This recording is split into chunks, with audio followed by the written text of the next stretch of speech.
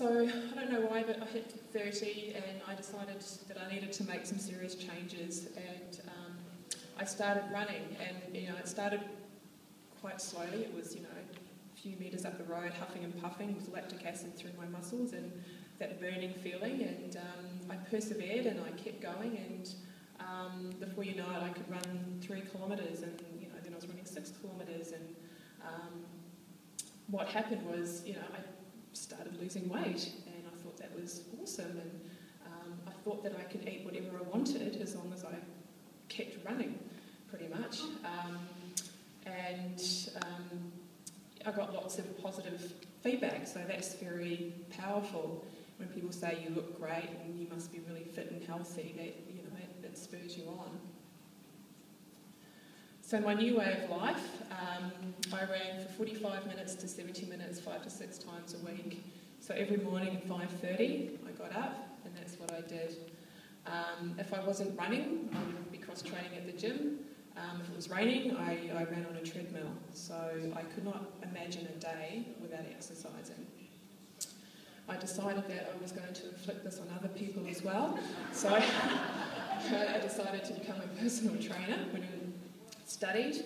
And my hero was Michelle Bridges. I thought she was amazing, and I watched Biggest Loser, and I thought, you people, you just need to, eat less, exercise more, because, that's what we all thought. Some people still do, or most people still do. And my whole life revolved around exercise. If I went away on holiday, I had to take my trainers and I had to go for a run. The last time I was in Byron, I was at this stage, and I used to run up to the lighthouse every morning. And if I didn't do that, then I just didn't think, couldn't start my day pretty much. I love sweat and exertion, and I used to say to people, if you're not puffing and you're not sweating, then you're not exercising and you're not doing anything, so you're never going to lose weight. So I apologise to all those people.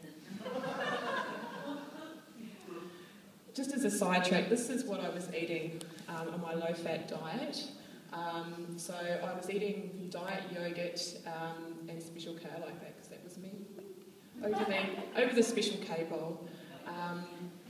And the diet yogurt has got less than 1% added sugar. So I thought that was pretty good. Only 70 calories, so I thought I was pretty safe there. But I think as David said earlier, if it tastes sweet, it's not right, and I'll prove that to you, because even though it's got no carbohydrates, but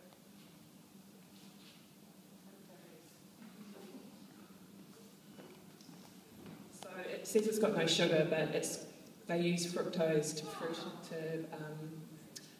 to sweeten it. So yeah, and aspartame, all that artificial stuff. So it's not that famous, but that was just a little diversion. And I was still binge drinking. That was me.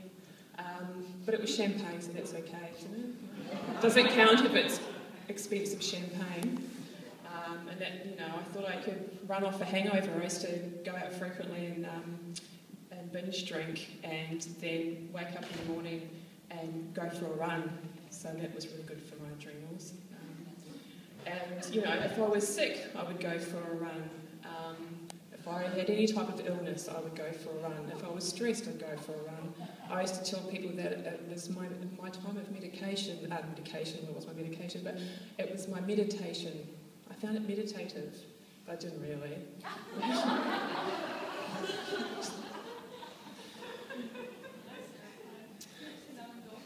Yeah, well, I thought it was endorphins, but I was just continuously pumping adrenaline through my body. I was also addicted to coffee. You might think that's not necessarily bad, and it's not bad for everybody. But as you can probably tell by now, I don't do things by halves. So I just didn't have one coffee. I would have a coffee before I ran in the morning because I needed the energy. And then I'd come back and have another one, and my coffees, I was explaining this to Andrew today, they were about, that big, and it was black, and they were very, very strong. So I didn't have any sugar though, but, so that once again was fabulous for my adrenal glands. So what was going on the inside? I didn't have a period for about 4 years. My periods just stopped. I had very poor sleep. I had insomnia. I struggled to fall asleep. I found sleep is a bit of an inconvenience because all I look forward to is getting up in the morning and exercising. So even though I might have had, maybe 5 hours of sleep, I would still get up and run. Great for your body. My digestion was shut down most of the time. I had huge digestion issues. It was obviously leaky gut and a lot of other things going on. I was very fatigued. I had poor concentration and memory. I had chronic back pain and hip problems, and I still do, and I probably always will. I think that since I've gone to a paleo diet, a lot of the inflammation's disappeared, so I manage it a lot better. But I was in pain most of the time, and because of that, I was having probably Nurofen every day, Nurofen Plus, for that codeine, to manage the pain from running, and shin splints as well. And then about 4 years after this lifestyle, I started to gain weight, and I didn't know what was going on. I was eating a low-fat, high-carb diet, lots of whole grains. I had to eat every 2 to 3 hours, otherwise I turned to, an asshole, pretty much.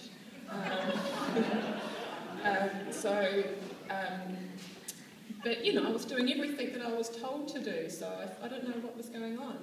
So I started to eat less and exercise more, because I thought maybe I'm eating too much and I'm not exercising enough. So I decided to exercise some more and run longer and run faster. But then I kept gaining more weight. What's going on here? I was seriously fatigued.